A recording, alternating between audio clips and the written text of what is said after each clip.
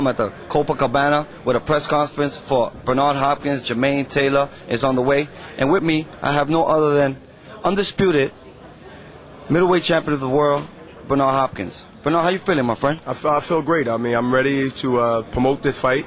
You know, I'm always in shape. I'm always keeping my body right, man, to wear these suits, man. You know, I don't want to spend money on suits every time I gain a pound or two. But everything is great. I mean, you know, the fight's on. You know, it's been some speculations and reported that off, on. But, you know, I think that whoever really is calling Jermaine Taylor's shot, I believe it's Al Heyman, did the right thing and sat Lou on his ass and told him, get out of this business and we're going to handle it. And the fight happened. And, you know, to me is a vindication in a way of letting people know that I'm fair and that I'm a guy that don't have no problem with other fighters making a buck. I stood up for that same argument, and to come out and say, hey, here's an extra $1 million compared to your market value of what you used to fight for, and this is Jermaine Taylor. People, he couldn't find the support, Lou DiBella, from some of the puppet guys he normally had under control to write what he wants to write, and that fell on deaf ears and the fight happened. But the fight came very close to not being made and not to happen based on unprofessionalism.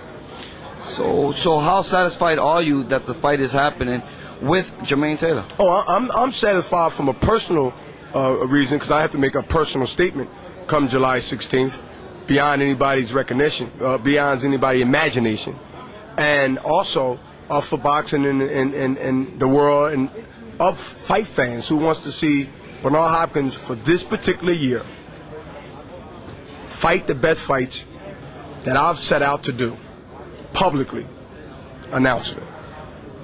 I haven't reneged on that, and I won't renege on that. And so to make these three particular names in any order, and now see one of these names are now on the execution chopping block, I feel like a soothsayer. I feel like a guy that has a crystal ball and knows what's going to happen tomorrow before tomorrow comes. I'm not saying I'm that, but I went out and made these statements boldly, proudly, with confidence that it will happen, and I'm glad it happened. So, Bernard, is there anything that concerns you going into this fight? Everybody concerns me coming to the fight, because it's more or less like a situation is that anything can happen in the fight. Headbutts, cuts, guy might get crazy and want to foul. I don't know, anything can happen, but it's not a concern of afraid or concern of being leery or nervous or any situation like that.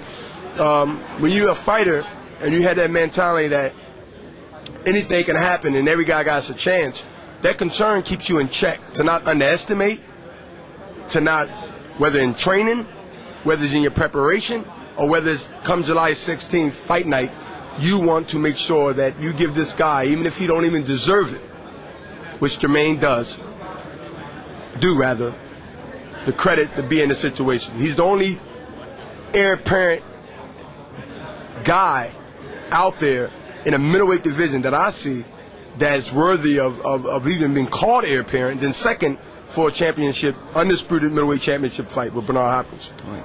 Bernard, I'm sorry, we're short on time, but is there anything you want to say Bernard Hopkins haven't fell off the face of the earth, and Bernard Hopkins, as a promoter, as a husband, father, as a promoter, as a fighter, has the schedule of the 24 hours a day job.